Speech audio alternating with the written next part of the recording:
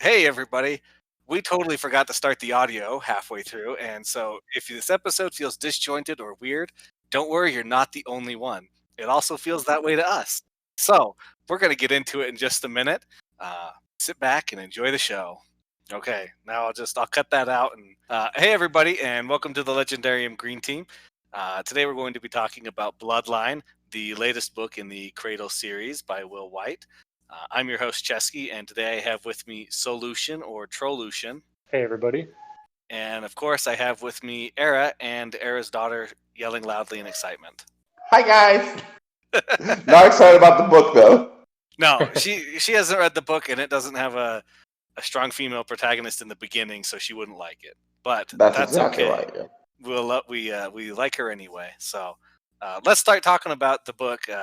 I, of course, like Bloodline because it's a great book. Soulution, how'd you feel about it? I did like it. Yeah. It may not be my favorite book, but there were a lot of aspects that I did enjoy. Great. And Era, I know you have a controversial statement for this book.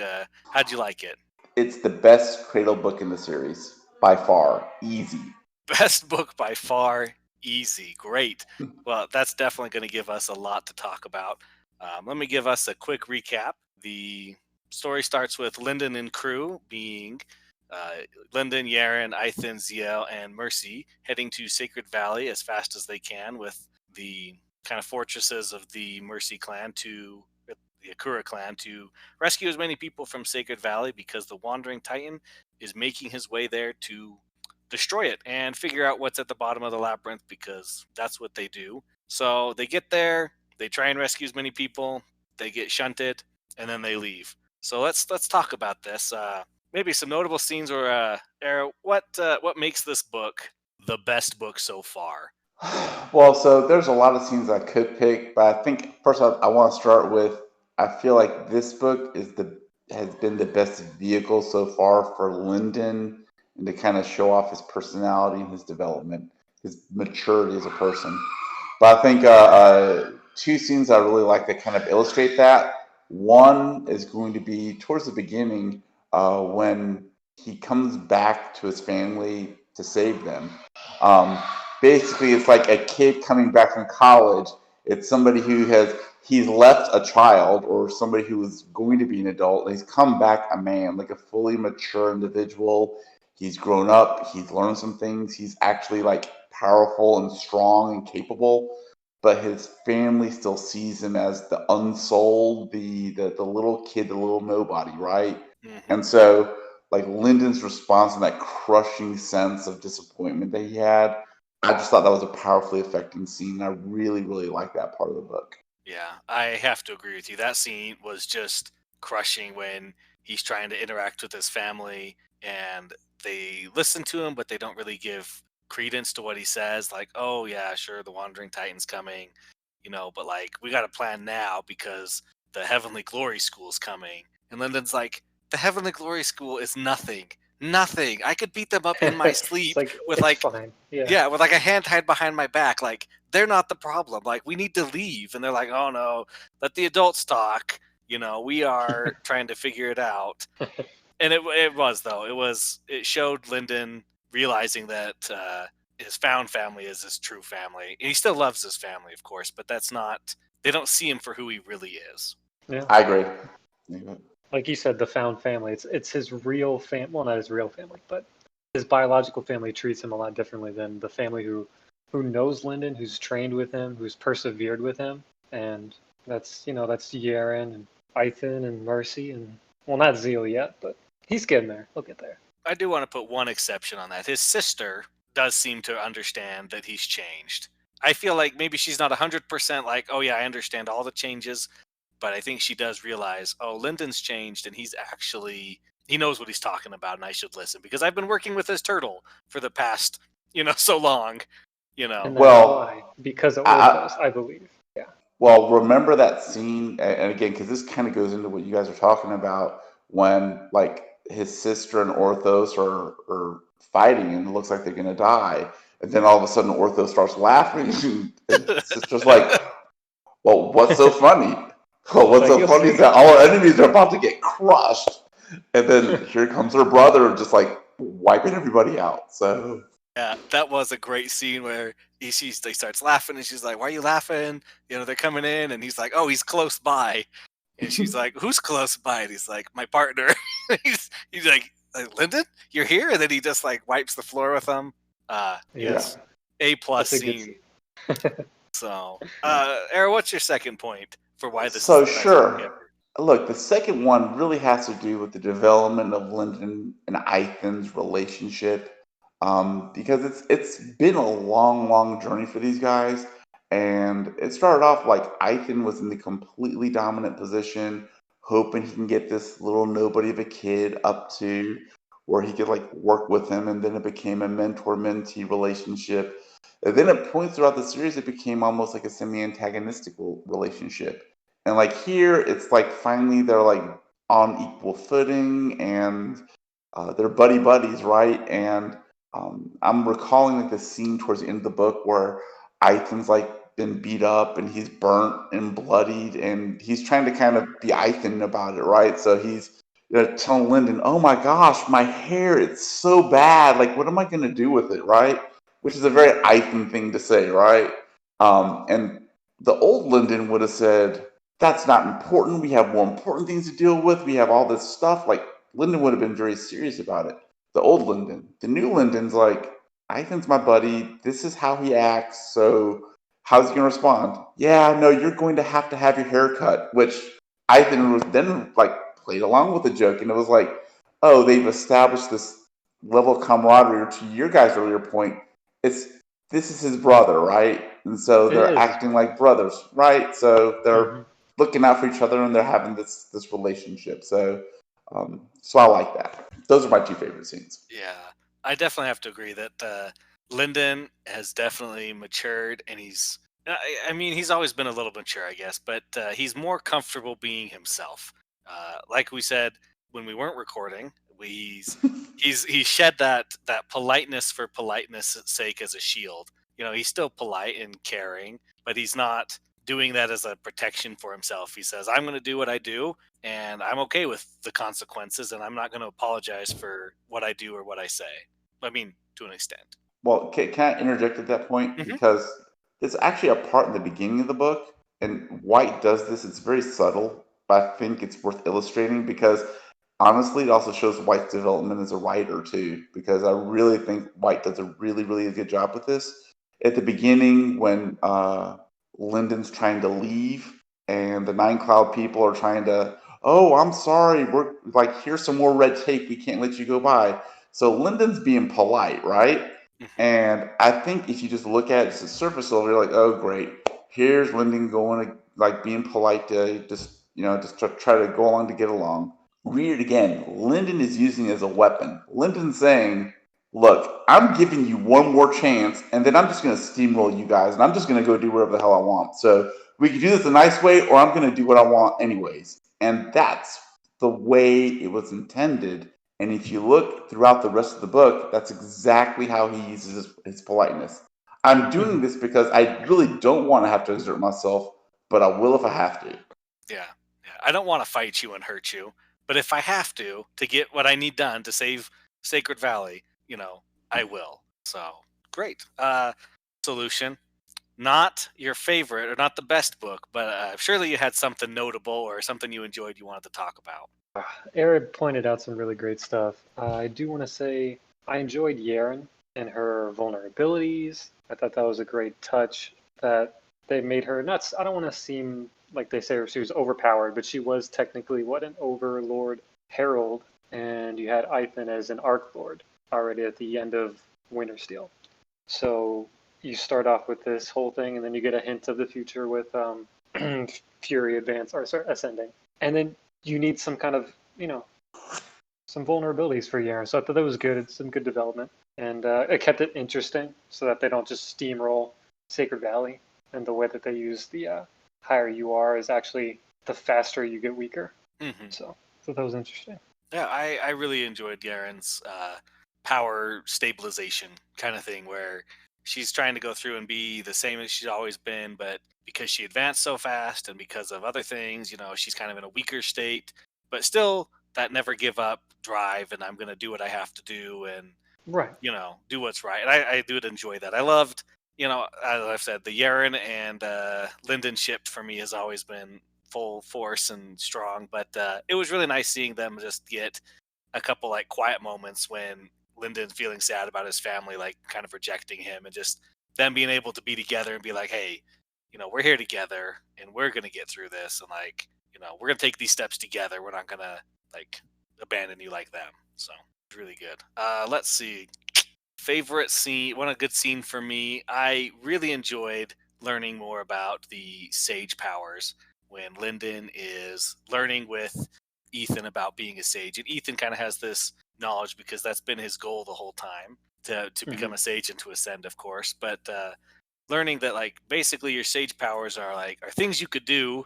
You just get to skip all the steps in between. And then the more in line it is with your ideal or your icon, the easier it is for you to do. So for Lyndon, it's easier to empty a jug of water than refill it. Or it's easier to, deplete something rather than refill it. Did you guys enjoy that? Did you think it was too technical? Did it get too gritty for you? I mean, what were your thoughts about learning it and the kind of just the way it works? Soul. I thought it was fine. Like it didn't really stand out too much to me. What do you guys think? Okay, Era. I'm not a hard magic kind of guy, so I mean it was fine. Like I did like the part where being a sage is easier to do when it's in your wheelhouse, kind of like when it's in your set of abilities, which had me thinking at the time of Ethan's already thought about it. So I wonder what Ethan's like sage icon's going to be and how he's kind of planned on using it. And I guess while we're talking about I still think sage, that's going to be like a prophecy or foretelling. Mm-hmm. Sorry, go ahead. no, about all-seeing eye. Yeah, I mean some like Odin eye type of thing. Along that. Yeah, right. Something like that. But I would say like along the lines of those sage powers. Look, I mean, and I want to bring this up again because there's this. Lyndon's still polite. He still tries to do the right thing, but he's also matured, and we see that with his sage powers where he's had enough of like people not listening to him, letting people die out of their own vanity and out of their own selfishness. And you see that when he uses his sage powers on the leaders of his clan, and he simply tells them to go walk. Now they're walking towards the Titans and towards certain death, but he's using. I mean, it's another illustration of Lyndon's maturity and his ability to be ruthless now. I definitely agree that is part of what he's changed. He's fine with the consequences, whereas before he would have tried to save everyone no matter what. But talking about that though, with Lyndon visiting his own tribe, how did that go about as well as you thought it would? The evacuation of Sacred Valley, where no one listens, or do you think maybe he should have gone to a different clan versus the right clan?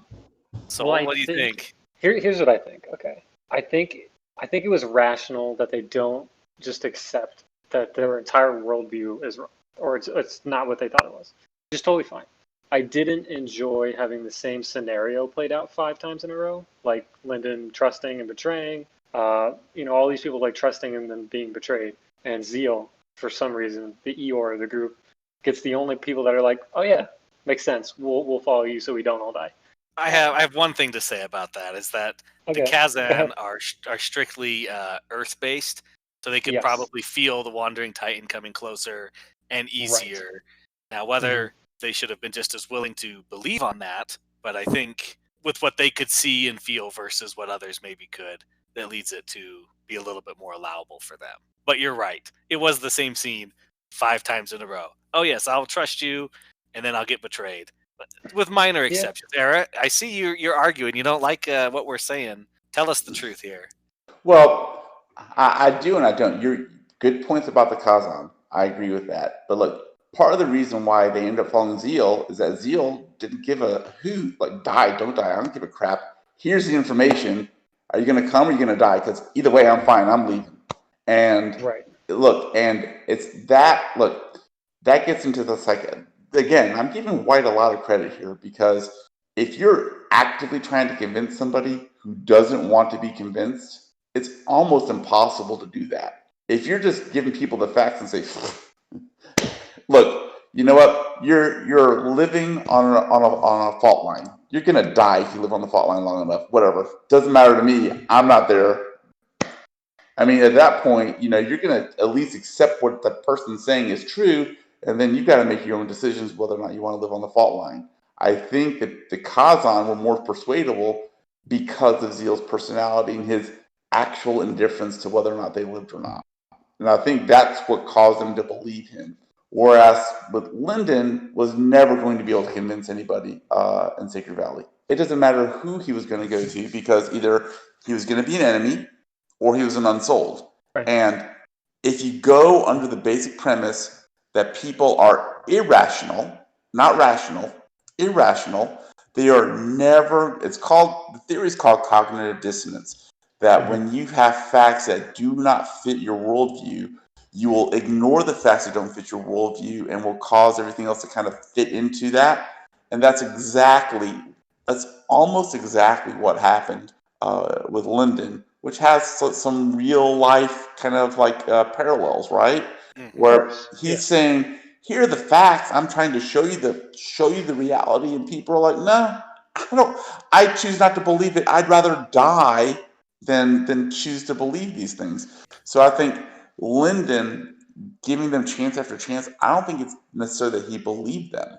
I think it's because he wanted to save people. Go ahead. I'm sorry. No, you're fine. I just I love your cognitive dissonance, and yes, people are rational, and like getting them to admit that they were wrong and that he wasn't unsold, and all of that. I totally agree. The only parts I did not like, if the scenes had been a bit more varied, maybe in their betrayal or something, then it would have been much more palatable for me. Whereas it felt like the same scene over again. But on another part, these societies, especially the clans, they live on the basis of might makes right. Right? In the first book, in the second book, I'm the strongest. I get to do what I want. You have to fall in line. Lyndon, at this point, he is literally the strongest person. But they continuously fight against him because, like you said, it doesn't fit their worldview, right? They're like, oh, well, I am the strongest elder, so I'm going to fight you. And then the other elders join in. But if they really kind of believed that it was might makes right, then when Lyndon comes in and he beats up some people and he's like, I'm the strongest, listen to me and get out, they maybe should have listened a little bit. Or maybe if one of them had followed that, I would have even been a little bit more, like Mercy comes in and challenges the head to a clan duel, fights the duel, wins because she's overpowered, right? And then she's like, I'm the leader now, temporarily, whatever. Like, listen to me and leave. You've seen my power. So you have we do have precedent of this. We have the Sword Sage. How did they know he was a sage? Because he wore a badge. Also, Lyndon could have worn a badge. So how did the Sword Sage get treated when he was there? They still tried to kill him. It was the exact same. They did try and kill him. You're right. And I totally expected them to try to kill Lyndon. But I expected Lyndon to grew up there, who knows the culture, and who even wears his badge. Looks exactly like an unsold when you go back. He thought maybe would have thought that is a good idea. Like maybe put it in the pocket for a week or two and bring out a gold badge that they know that they would understand. So it's just like one little thing like that he could have done to help with maybe save a few people that would maybe come willingly. Like you said, most of them, they're going to treat him just like the Sword Sage. They're still going to try and kill him. But the Sword Sage had more reverence, even though they were trying to just like literally throw jades at him to kill him, to make him die. The Sword Sage was proven by wearing the badge. If he had done that, I feel like they would have had a little bit more reverence. And I would say it's not only might makes right, they're insular too, right? Mm-hmm. They're insular and might makes right. You can use might makes right within their community, right? But if you're not in their community, you're just an outsider who has to be exterminated. That's just well, you don't have to like the society to say that that's what it is, right? I mean, and I genuinely don't think that after Lyndon sent the elders out to go die to the Wandering Titan, that he had any expectation that people would willingly, would actually do it without quote betraying him again. But this is also an illustration, I think, by Will White to say, yes, the world is might makes right. Lyndon isn't. Lyndon is not a might makes right guy. he is going to keep on giving people chance after chance after chance because Mhm. that's his personality. Because he's going Right. to keep on giving people a chance to redeem themselves. And to me, that is a development of Lyndon's personality. I do not think it's because he's too trusting. I think it's because he keeps on trying to give people a chance to redeem themselves.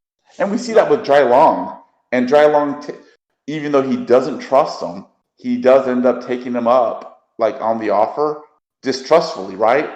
And then at the very, very end, when Lyndon has the cool moment, right? Yeah.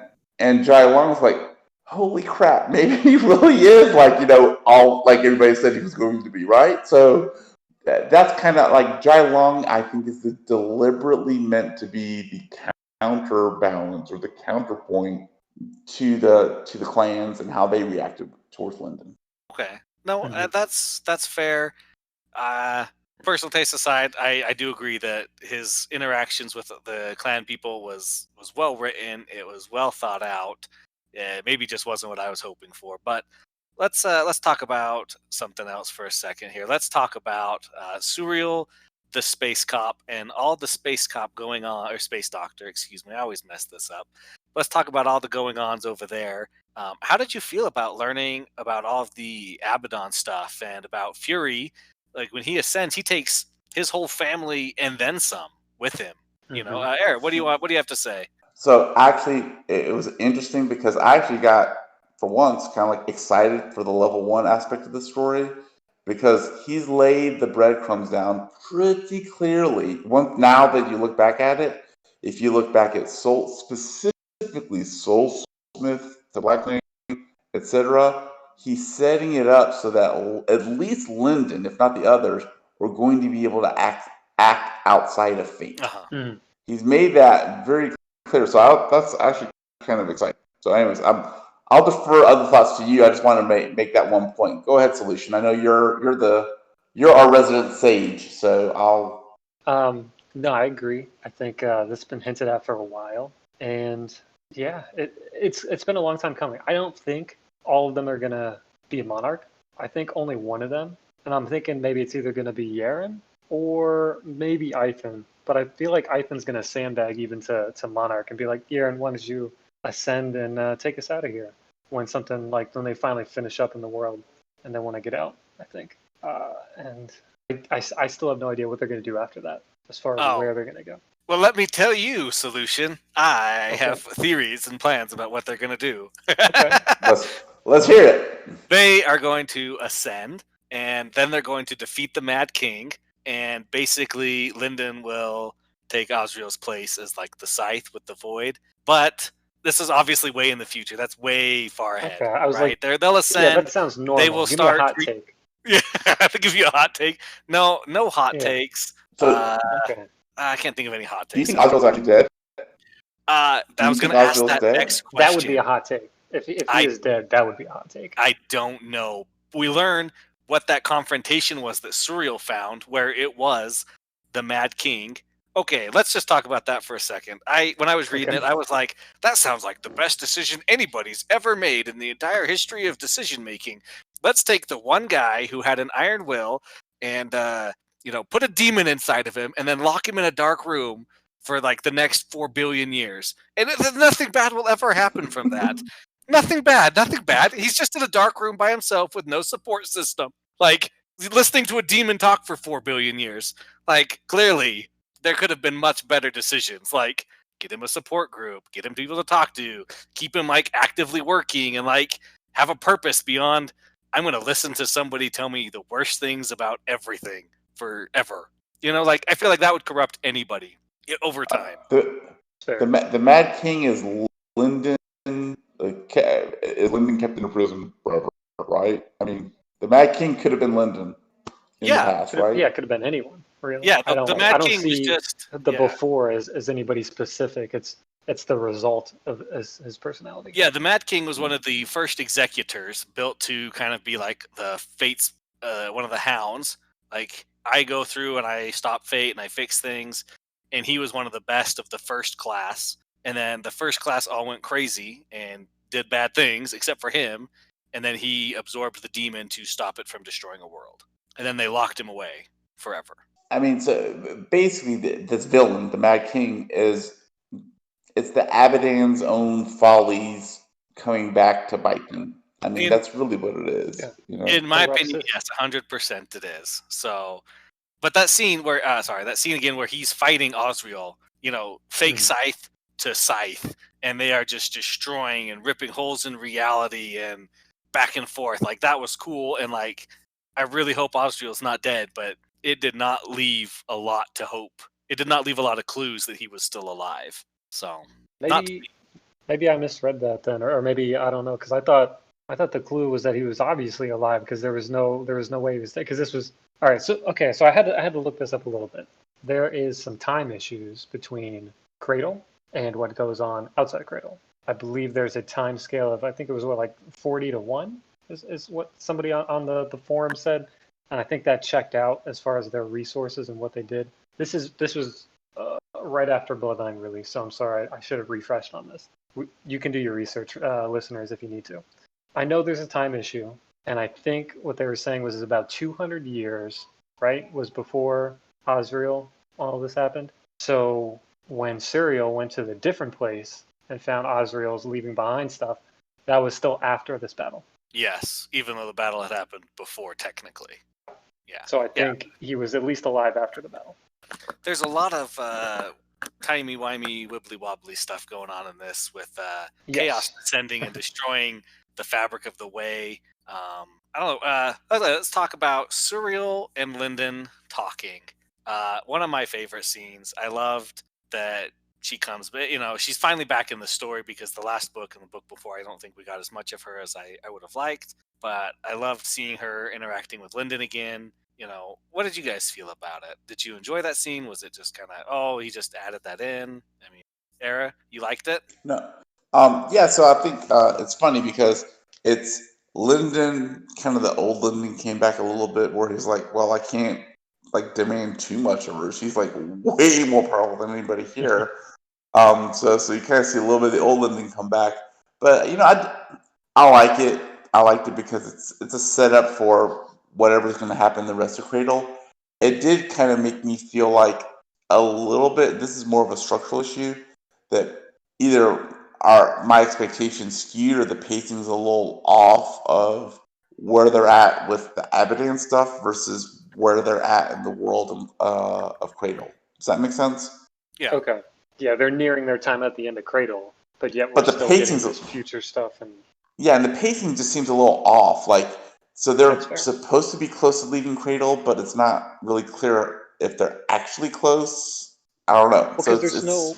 Sorry, I didn't mean to interrupt, but No, go ahead. I No, agree with you. There's no real story goal, because Linden finished his goal of saving Sacred Valley, whatever that entailed, and now specifically Linden doesn't really have a goal before he needs to leave and ascend. Does Yeren really? What does she need to do before she ascends? Maybe deal with the Blood Phoenix. What does Ethan need to do before he ascends? Deal with Reagan Shen. So that's either going to be tied in with either the Blood Phoenix or and the last hint we have is all this Whisper stuff and the killing a Dread God and Subject One. So I feel like that's going to all tie back, but I think Reagan Shen has to be involved, because that's really just needs to kind of advance a little bit and do his thing. He's found his family again. Who else really needs to do anything besides Ethan before they could leave Cradle? Leave Cradle. I guess here's a question then: is Mercy going to leave Cradle with them? I feel like it's going to set up to where she's going to stay for her family, and maybe I dies or somebody dies or whatever, and she's like, no, I gotta. Oh, because I expect Malice to die as well in this last battle, and then either Mercy does and will surprise me and go with the crew and ascend and leave Pride to take over, but I feel like maybe she'll stay because she really likes her family. Does she though? Does she? She does. Should she though? Yeah, Eric, do you think she'll ascend? I think the crew needs some kind of connection back to Cradle, like something substantial, and I think that substantial is Mercy, because Cradle also needs to help them. I think it's a two-way street, right? So I think they need to have part of their trusted crew on Cradle. So I'm gonna say Mercy stays. Perfect. Oh, Soulution. I just remembered something that we read. Okay. Is it not true that at the end of this book, the Mad King or one of his people is on Cradle. And I think that will be their goal for the next books. Because the Mad King is striking at Cradle, one of the original civilizations and world seeds. And I think that will be their goal, is to prevent the utter destruction of Cradle, and then they'll ascend, or ascend after that or something. So that could be a potential goal or, plan for the next book or two. Yeah, no, I assume that would be part of it because of the whole, Cradle has been abandoned just when you think Serial's protecting everybody and looking out for him. So obviously that would come into play, and then it'll tie back to that. I still think like a world seed or something extremely valuable beyond Cradle is inside Cradle with like Subject 1 or something like that. That gives the Mad King even more reason that wasn't really known to protect it and take over it. So, Soulution, I have a question for you. Since you guys have always asked me questions, I never get a chance to ask one. Sure. Hey, we're all on equal footing here. so here's my question. So it's my impression. Well, by the way, back to your Serial thing. I do like the fact how in one of the future visions, Lyndon and Orstrad are going to be strong enough to take out some dread gods, right? That seemed pretty cool. I've always understood the dread gods to basically be like sentient forces of nature, right? So like the Wandering Titan's basically like a sentient earthquake, right? Just for lack of a better description. But they've all been birthed, right? So they've all been birthed by Subject 1. So do you guys have any other theories or thoughts or ideas as to what or who Subject 1 is? And I'm going to reference, there's these mummified hands. Are those part of Subject 1? That's what I interpreted it as, is they were Subject 1's hands. Yeah. So here's what I got, because correct me if you guys know, because I have to look it up after this. Which mythology is there a creature, or is it in something like D&D where there's like a man with like 100 hands? That's like most of his upper body, and there's like 100 hands. I don't remember which mythology it is. Thinking of it's the Greek mythology. Is it in Greek mythology? It's the Greek mythology. It's they came after the Titan. Or actually, they're the brothers of the Titans, I think, and they're like I can never remember the name. Hectanamarch, or I apologize, guys. I don't remember the name. I know it's something like that. Yeah. Okay. It's 100 hands to her eyes. Yeah. The other one I was thinking of is like the I don't know how to say it, but it's similar to like the Buddha/Nirvana thing where they have the ever-flowing hands kind of a thing. But I don't think that's necessarily what you were looking for. No, the one I was definitely was the one that I was thinking of as well. I'll have to clarify after this and look it up. But yeah, it's definitely that one. I feel like that was a huge inspiration for Subject 1. And these hands, where they are, some of them in different places, I don't know. I don't think it's going to be too relevant, but I feel like it's going to draw back to it. I don't really have any too many hot takes, just that I think the inspiration is from that creature and that mythology. Well, I had a hot take, but I think I looked up the four dread beasts, and I kind of proved myself wrong on it. But do you want to hear my hot take anyway? Yeah, let's hear it. Hot take. All right. My hot take is that Subject 1 could be like, because they're all the dread gods, as far as we know, are searching for Subject 1. What if all the dread gods are like a part of Subject 1, where like the Wandering Titan is like its body or like its physicalness, and then the Bleeding Phoenix would have been the blood in Subject 1. But then you have like the Weeping Dragon. I don't know how that would fit into it. Or it's energy, I guess. I don't know. Yeah, or like the Silent King. It could be its sentience or something, but I don't know. It was just a really hot take when I thought, hey, wait, Wandering Titan is like a big body, that's just earth and muscle, basically. And then the Bleeding Phoenix could be like its blood or its life force. And then like its sentience could be underneath the labyrinth. And that's why they all try and reconnect to each other, because they're all trying to come back and reform, basically. But let me support his theory a little bit. Let's just go wild and speculate. In traditional mythology, there's air, earth, wind, fire, and then always a fifth element. So if we have earth as the Titan, fire is the Bleeding Phoenix, water is the Weeping Dragon, and then air is the Silent King, the fifth element would be some type of hunger. Right? A good one, like the hunger. That would fit. So the Subject 1 hunger would be, we know is connected to all of them already. So Subject 1 would be something involving hunger, right? Oh yeah, definitely. I thought Yeah. I thought that was in there already. But yes, Well, it's no, what I definitely meant is just like, like what would be a name for that? I don't know, like That's true because the hunger really attacks you when you go into the labyrinth. Like when you yeah. enter the labyrinth, especially through the gates, like the Sword Sage did, it really attacks you, and you have to kind of like stand your own against it. So thanks, Sarah. I think that really supports my theory. You're right. you're bringing So it back on the table. Good. bring it back on the table. Yes. Yeah. So all you listening, tell us why we're wrong or why we're right if you like that. Yeah. We like hot takes too. So if you got something, let us know. We That's for appreciate it. sure. Was there anything else that you guys wanted to talk about or were thinking about? So I would say that part of the reason that I did like Bloodline is that it really had look. It was a straight level 1 story, but it also had, if you wanted to look for it, you had the level 2 stuff and the level 3 stuff, right? You had the connections to what's going on in the world around us, and also like Mhm. a lot of things about being a better person and things like that in there as well. So I think bottom line kind of had all 3 elements, and those are things I look for in books. And I really think that this book had it, and that's why I liked it the best of the Cradle so far. Great. Right. Solution. Before we finish up, Oh yeah. let's make our last topic about Dross, if nobody else has anything to say. Oh no, yes, that's very good. Okay. I hope Dross comes back. I don't know what else I can say. It was sad to see him go, but that he was willing and able to do that. Yeah. Is he going to come back though? Because I know he will come back because they're going to need a presence for all of them at some point specifically, but Lyndon will get his obviously back. But will Dross, the personality we know, come back? I think that's dead.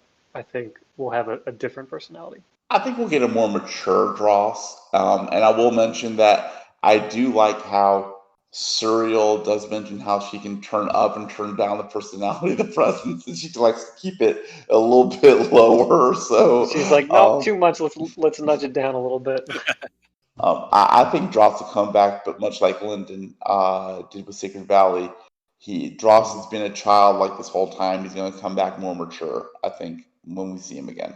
Yeah, I like that. Agree. I hope he comes back. I hope his personality comes back. Sad to see him go, but I do think he'll come back. So I was wrong. Zeal did not die. I thought he would, and near the end, I was like, oh, it's gonna happen. It's gonna happen. He's gonna sacrifice himself for the Kazan clan, just like he tried to do for his old sect. And I was like, oh no, he's not. He's gonna live. I wasn't disappointed because I did want to see him leave at that point. Live at that point, but I thought it was gonna happen. Can I comic book you guys for a second? sure. Have either of you guys ever read Fantastic Four ever? Not All right, any of the I'm spoiling something in Fantastic Four, so apologies. Apologies to anybody who hasn't read Fantastic Four. So there's this one story called the Annihilation Arc, and so they go to this other dimension, and they're doing all these things, and like these people are going to come from other dimension and invade Earth and kill everybody. All this bad stuff's going to happen, right? So they finally like get to this place where they can all escape, and then there's just like one person has to stay behind to kind of close the gate behind them, right? So the Human Torch, he's the one that kind of like is the one that ends up doing it, right? So everybody else escapes, and he's like all wiped out, all but dead, and like you see like millions of these bad guys kind of around him, and then the last thing you see is he goes flame on, he turns like to this pure ball of fire, and he goes supernova. That's what I want Zeal to have, right? I want Zeal to kind of have that against overwhelming odds, and just to have him go, all right, guys.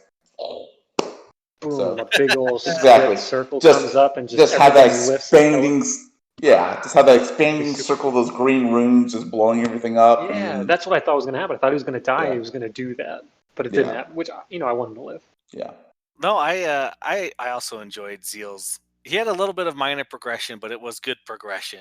Reading about his attitude towards his own life, even just changing a little bit as he does these things. I hope that we do see some development of Zeal go from. I mean, he's truly indifferent to everything. I want him to at least get to the point where he cares about living, right? Yeah. No, I think totally that agree. started in this book where he's starting to be friends with the Cradle Gang. He's starting to really get into like, okay, like Ithan's kind of annoying, know that, still helpful, and he sees that with everybody else. And the same with like Lyndon, like, okay, a little pushy with like some of like the stuff go help the Kazan clan, but still helping people, and they're finding that common ground that I think Zeal is becoming part of the game. I thought it'd be a little faster, but his personality is not one to just jump into a relationship like that. So I think it's going to take some time in the next 2 books or so, and we'll see if he ascends with them on whenever that happens. Perfect. Well, I think that's pretty much everything we wanted to talk about today. Is there anything else that you guys wanted to say? No? Get in the nose? Okay. Just remember that Cradle's a great book, and a great series, and that Bloodline is the greatest book in the Cradle series, according to one Eradandis of the Green Team. Thanks for listening, everybody. If you want to catch up with us, you can follow the Legendarium on social media, and they have a link to their Discord where you can come and join us. We are always talking about tons of great books to read and discuss. So we always welcome anybody who wants to join. But again, thanks for listening, and we'll see you guys in the next one. See ya. Cool.